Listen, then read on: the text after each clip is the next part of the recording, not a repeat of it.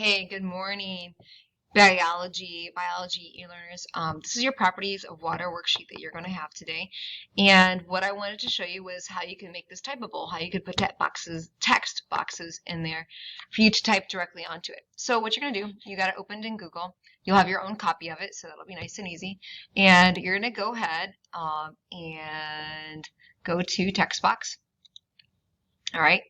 And then you just place a text box here. Of course, that's like not exactly how I want it, but I'll scoot that up a little bit. Okay. And then you just click right on it, double click, and you can type what the definition of polarity is. So, definition here. Okay.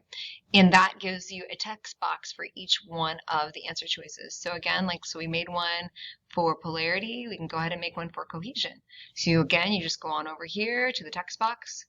All right, draw your little text box here on cohesion and type in your answer right there for cohesion. And you're going to go ahead and do that all the way through the whole worksheet. Down here when it says circle the letter, you can, if you want to keep it nice and simple, you just put a text box right there, and enter the letter.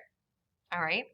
Down here, oops, I just skipped all the way to the next page. Same deal. You're going to fill in the blank with what you think the correct word is. So you would just hit the text box and put a text box in here and type in the correct word.